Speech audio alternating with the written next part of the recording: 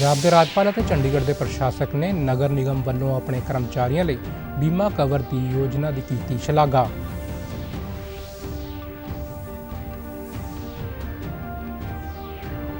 हरियाणा के पंचकूला में भारतीय जनता पार्टी के कौमी प्रधान का अज रोड शो, वड्डी गिणती में पार्टी वर्कर ते नेता रोड शो च शामिल।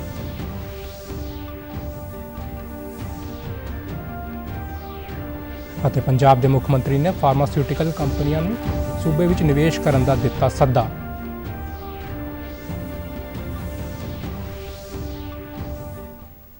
नमस्कार, खबरां देश बुलेटिन में तुहाडा स्वागत है। मैं हाँ चंदन शर्मा ते हुण खबरां विस्तार नाल।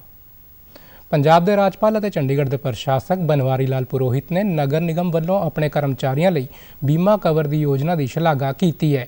सैक्टर 38 के राणी लक्ष्मीबाई महिला भवन में करवाए एक खास प्रोग्राम दौरान प्रशासक ने चंडीगढ़ नगर निगम के एक मृतक कर्मचारी के वारसां नूं 40 लाख रुपए का दुर्घटना बीमा कवर सौंपया।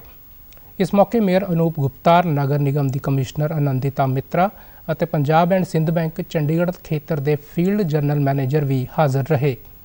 प्रशासक ने इस मौके बोलदियां कहा कि नगर निगम ने इस स्कीम राही चंगे प्रशासन की एक मिसाल कायम की है ते जान गवाण वाले कर्मचारियों के परिवारों के भविख नूं सुरक्षित किया है। ये एक स्कीम लेने के लिए आए हैं, किसी का दुख तो कम नहीं कर सकते। अपना गया हुआ आदमी थोड़ी वापस आता है, ला सकते, परंतु एक तरह से परिवार होता है ना, वो हर व्यक्ति एक दूसरे की मदद करना चाहता है। ये स्कीम लाकर कॉर्पोरेशन ने, महापौर जी ने और कमिश्नर मैडम ने, कर्मचारियों ने दिखाया है कि हम सब एक परिवार के सदस्य हैं, हम दुख सुख में आपके साथ हैं। ये एक इंडिकेशन दिया है। प्रशासक ने चंडीगढ़ नूं स्वच्छता विच कौमी पुरस्कार मिलने की जानकारी दिंदियां कहा कि ये सारे सफाई कर्मचारियों की मेहनत का नतीजा है। मेयर अनूप गुप्ता ने कहा कि नगर निगम वालों अपने कर्मचारियों के सके संबंधियों की समाजिक सुरक्षा लई ये योजना शुरू की सी तां जो औखी घड़ी विच उन्हां दी मदद मिल सके। बीमा कवर कर्मचारियों के परिवारों लई वड्डी राहत है। देखिए, लगभग हमारे 50 एम्प्लॉयज़ थे जिनकी किसी कारणवश पिछले एक साल में दुर्घटनाग्रस्त मृत्यु हुई। ये एक पंजाब एंड सिंध बैंक के साथ हमने हमारा MOU है कि जितने भी हमारे कॉन्ट्रैक्ट में एम्प्लॉयज़ हैं, डेली वेजर्स हैं, या दूसरी कंपनी के जैसे लॉयंस हमारा आउटसोर्स कंपनी है, उसके भी एम्प्लॉयज़ सारे इसके अंदर कवर होते हैं। और एक बहुत ही अच्छी स्कीम म्यूनिसिपल कॉर्पोरेशन चंडीगढ़ द्वारा ये स्कीम लॉन्च करी गई थी। वो ज़्यादा जो भी स्कीम्स होती हैं वो परमानेंट एम्प्लॉयज़ के लिए होती हैं, लेकिन इसके अंदर सारे हमारे अदर एम्प्लॉयज़ भी कवर हुए। तो एक बहुत अच्छा इनिशिएटिव म्यूनिसिपल कॉर्पोरेशन चंडीगढ़ द्वारा लिया गया है। कमिश्नर आनंदिता मित्रा ने दस्सिया कि पिछले वरे 49 कर्मचारियों को इस योजना का लाभ दिता गया है। पंजाब एंड सिंध बैंक नाल मिलकर साल 2022 विच निगम के सारे कर्मचारियों लिए ये योजना शुरू की गई सी ते कर्मचारियों को इसलिए अपने वालों कोई प्रीमियम नहीं देना पैंदा। जिनकी नेचुरल मृत्यु हुई है उसमें से 43 लोगों को पंजाब एंड सिंध बैंक ने पिछले एक साल में जो है 2.5 लाख की राशि ऑलरेडी दे चुके हैं।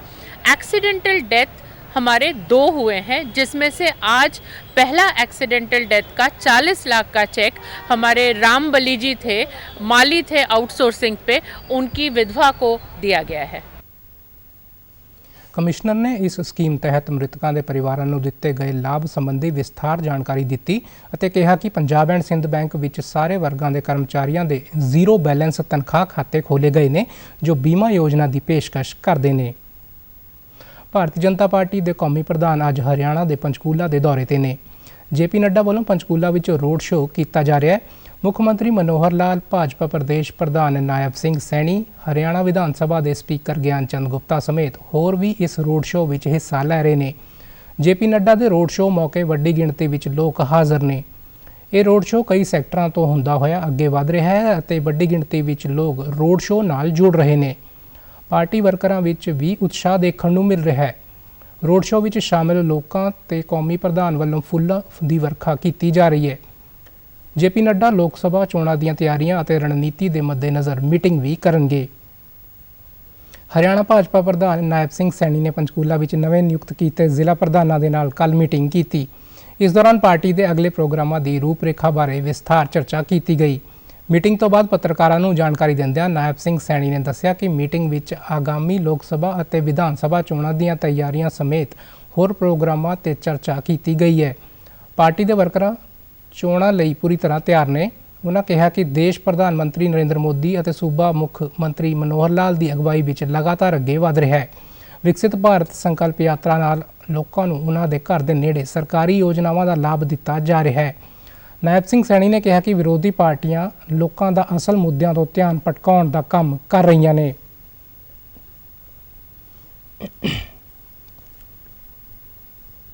गारंटी तो इस देश के अंदर सिर्फ एक ही गारंटी है, वो गारंटी नरेंद्र मोदी की है, जो गरीब व्यक्ति को 5 लाख रुपए का इलाज के लिए अधिकार दे रहा है। गारंटी मनोहर लाल जी की है, जो उस योजना को विस्तार रूप देकर के चिरायु जोड़ करके 5 लाख रुपए का अधिकार दे रहा है।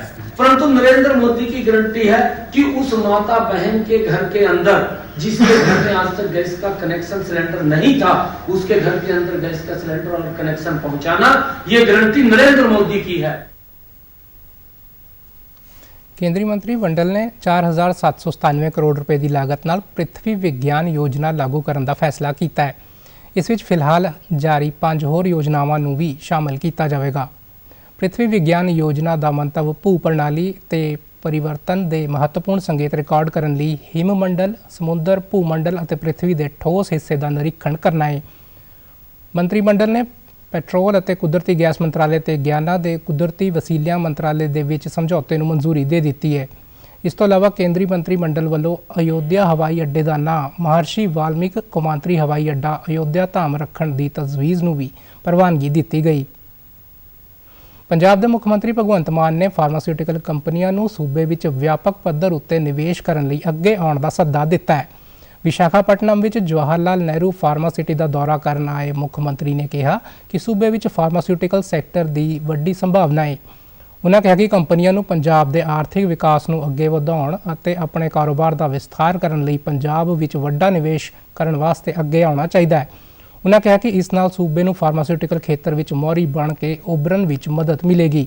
ਮੁੱਖ ਮੰਤਰੀ ਨੇ ਫਾਰਮਾਸਿਟੀ ਦੇ ਅਧਿਕਾਰੀਆਂ ਨਾਲ ਵੀ ਸੂਬੇ ਵਿੱਚ ਅਜਿਹਾ ਹੀ ਪ੍ਰੋਜੈਕਟ ਸਥਾਪਿਤ ਕਰਨ ਲਈ ਵਿਸਥਾਰ ਵਿਚਾਰ ਵਟਾਂਦਰਾ ਕਰਦਿਆਂ ਕਿਹਾ ਕਿ ਅਜਿਹੀ ਫਾਰਮਾਸਿਊਟੀਕਲ ਸਿਟੀ ਸੂਬੇ ਲਈ ਵਰਦਾਨ ਸਾਬਤ ਹੋ ਸਕਦੀ ਹੈ ਅਤੇ ਨੌਜਵਾਨਾਂ ਲਈ ਰੋਜ਼ਗਾਰ ਦੇ ਵੱਡੇ ਮੌਕੇ ਪੈਦਾ ਹੋ ਸਕਦੇ ਨੇ।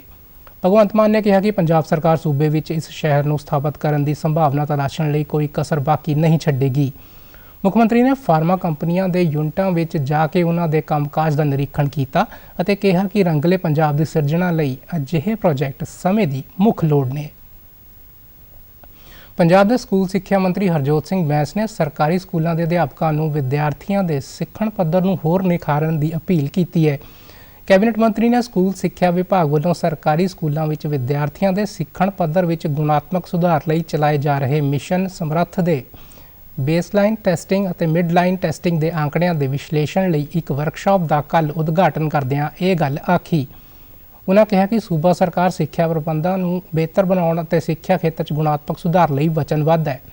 ਮਿਸ਼ਨ ਸਮਰੱਥ ਸਕੂਲਾਂ ਦੇ ਵਿਦਿਆਰਥੀਆਂ ਨੂੰ ਭਾਸ਼ਾ, ਗਣਿਤ ਅਤੇ ਵਿਗਿਆਨ ਵਿਸ਼ਿਆਂ ਵਿੱਚ ਨਿਪੁੰਨ ਬਣਾਏਗਾ। ਉਨ੍ਹਾਂ ਕਿਹਾ ਕਿ ਹੁਣ ਸਰਕਾਰੀ ਸਕੂਲਾਂ ਵਿੱਚ ਪੜ੍ਹਨ ਵਾਲੇ ਵਿਦਿਆਰਥੀਆਂ ਵਿੱਚ ਪਿਛਲੇ ਸਮੇਂ ਦੇ ਮੁਕਾਬਲੇ ਆਤਮ ਵਿਸ਼ਵਾਸ ਵਧਿਆ ਹੈ ਅਤੇ ਸਰਕਾਰੀ ਸਕੂਲਾਂ ਵਿੱਚ ਮੈਡੀਕਲ, ਇੰਜੀਨੀਅਰਿੰਗ, ਸਿਵਲ ਸੇਵਾਵਾਂ ਤੇ ਫੌਜ ਦੀ ਭਰਤੀ ਵਾਸਤੇ ਵਿਦਿਆਰਥੀ ਰੁਚੀ ਦਿਖਾ ਰਹੇ ਨੇ। ਪੰਜਾਬ ਦੇ ਖੁਰਾਕ, ਸਿਵਲ ਸਪਲਾਈ ਅਤੇ ਖਪਤਕਾਰ ਮਾਮਲਿਆਂ ਬਾਰੇ ਮੰਤਰੀ ਲਾਲਚੰਦ ਕਟਾਰੂ ਚੱਕ ਨੇ ਕਿਹਾ ਕਿ ਸੂਬਾ ਸਰਕਾਰ ਕਣਕ ਅਤੇ ਝੋਨੇ ਦੇ ਖਰੀਦ ਸੀਜ਼ਨ ਨੂੰ ਸੁਚਾਰੂ ਢੰਗ ਨਾਲ ਨੇਪਰੇ ਚਾੜ੍ਹਨ ਲਈ ਪੱਲੇਦਾਰਾਂ ਦੇ ਯੋਗਦਾਨ ਤੋਂ ਪੂਰੀ ਤਰ੍ਹਾਂ ਜਾਣੂ ਹੈ ਅਤੇ ਹਰ ਪੱਖ ਤੋਂ ਉਹਨਾਂ ਦੀ ਭਲਾਈ ਨੂੰ ਯਕੀਨੀ ਬਣਾਉਣ ਲਈ ਵਚਨਬੱਧ ਹੈ। ਮੰਤਰੀ ਨੇ ਪੱਲੇਦਾਰ ਯੂਨੀਅਨਾਂ ਦੀ ਸਾਂਝੀ ਕਮੇਟੀ ਨਾਲ ਮੁਲਾਕਾਤ ਕੀਤੀ ਅਤੇ ਉਹਨਾਂ ਦੀਆਂ ਮੰਗਾਂ ਸੁਣੀਆਂ। ਮੰਤਰੀ ਵੱਲੋਂ ਵਿਭਾਗ ਦੇ ਅਧਿਕਾਰੀਆਂ ਨੂੰ ਹਦਾਇਤ ਕੀਤੀ ਗਈ ਹੈ ਕਿ ਪੱਲੇਦਾਰਾਂ ਨੂੰ ਗੋਦਾਮਾਂ ਵਿੱਚ ਮੁੱਢਲੀ ਸੈਨੀਟੇਸ਼ਨ ਤੇ ਸਫਾਈ ਸੰਬੰਧੀ ਸਾਰੀਆਂ ਸਹੂਲਤਾਂ ਮੁਹੱਈਆ ਕਰਵਾਉਣੀਆਂ ਯਕੀਨੀ ਬਣਾਉਣ ਵਾਸਤੇ ਤੁਰੰਤ ਕਾਰਵਾਈ ਕੀਤੀ ਜਾਵੇ।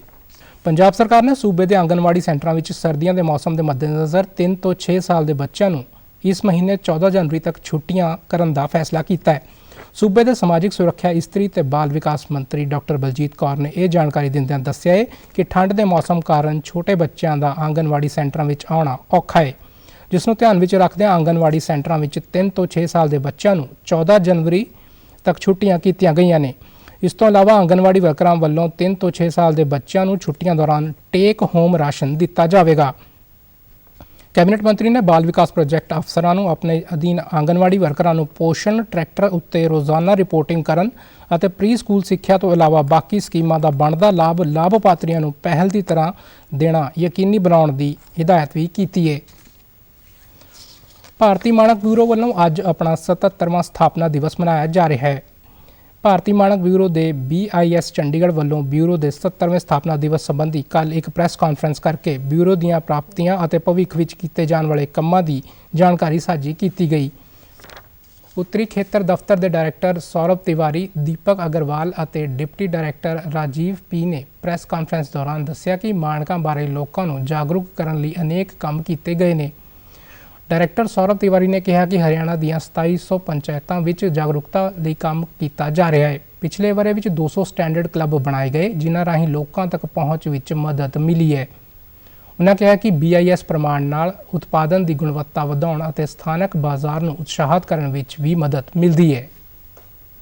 Under the jurisdiction of my Haryana branch office, we have been successfully able to complete the entire Gram Panchayat sensitization of almost 2,700 Gram Panchayats.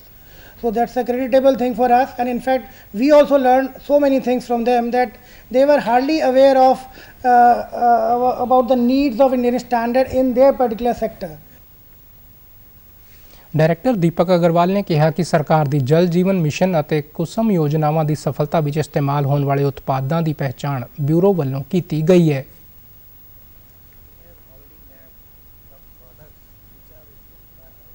Supposed to be deployed for effective implementation of these schemes of the Government of India.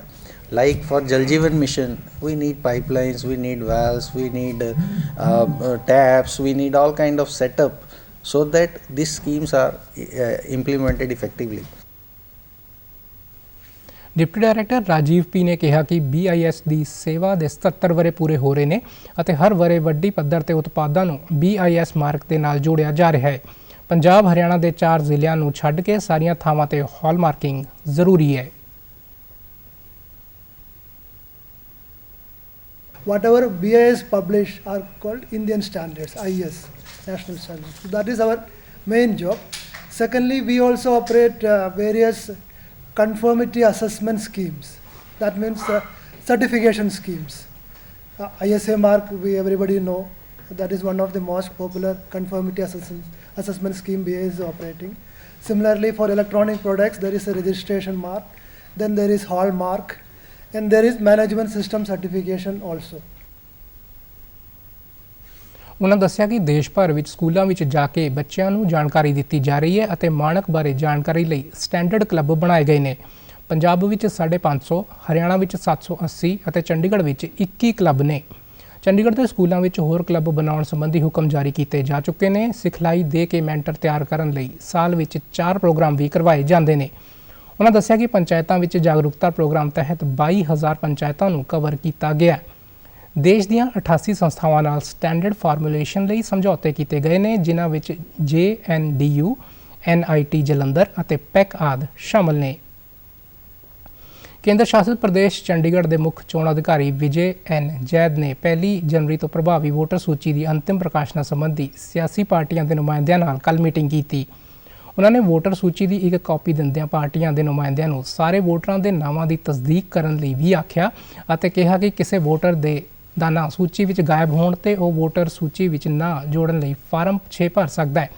ਮੁੱਖ ਚੋਣ ਅਧਿਕਾਰੀ ਵੱਲੋਂ ਇਸ ਵਰ੍ਹੇ ਲੋਕ ਸਭਾ ਦੀਆਂ ਚੋਣਾਂ ਲਈ 614 ਪੋਲਿੰਗ ਸਟੇਸ਼ਨਾਂ ਤੇ ਬੁਨਿਆਦੀ ਢਾਂਚੇ ਨਾਲ ਸੰਬੰਧਿਤ ਕਿਸੇ ਵੀ ਸਮੱਸਿਆ ਦੀ ਜਾਣਕਾਰੀ ਦੇਣ ਲਈ ਵੀ ਆਖਿਆ। ਇਸ ਮੌਕੇ UT ਦੇ ਉਪ ਚੋਣ ਕਮਿਸ਼ਨਰ ਵਿਨੇ ਪ੍ਰਤਾਪ ਸਿੰਘ ਨੇ ਸ਼ਹਿਰ 'ਚ ਚੱਲ ਰਹੀ EVM ਪ੍ਰਦਰਸ਼ਨੀ ਮੁਹਿੰਮ ਬਾਰੇ ਜਾਣਕਾਰੀ ਸਾਂਝੀ ਕੀਤੀ। ਮੁੱਖ ਚੋਣ ਅਫਸਰ ਨੇ ਚੰਡੀਗੜ੍ਹ ਵਾਸੀਆਂ ਨੂੰ ਵੈਬਸਾਈਟ ceochandigarh.gov.in ਤੇ ਵੋਟਰ ਪੋਰਟਲ ਜਾਂ ਵੋਟਰ ਹੈਲਪਲਾਈਨ ਐਪ ਤੇ ਜਾ ਕੇ ਵੋਟਰ ਸੂਚੀ ਵਿੱਚ ਆਪਣਾ ਨਾਵਾਂ ਦੀ ਪੁਸ਼ਟੀ ਕਰਨ ਦੀ ਅਪੀਲ ਵੀ ਕੀਤੀ। ਤੁਸੀਂ ਸਾਡੇ ਸਮਾਚਾਰ YouTube channel DD news Chandigarh, Facebook DD news Chandigarh ਅਤੇ X DD ਨਿਊਜ਼ CHD ਤੇ ਵੀ ਦੇਖ ਸਕਦੇ ਹੋ। ਇਸ ਦੇ ਨਾਲ ਹੀ ਖਬਰਾਂ ਦਾ ਬੁਲੇਟਿਨ ਖਤਮ ਹੁੰਦਾ ਹੈ। ਆਗਿਆ ਦਿਓ। ਨਮਸਕਾਰ।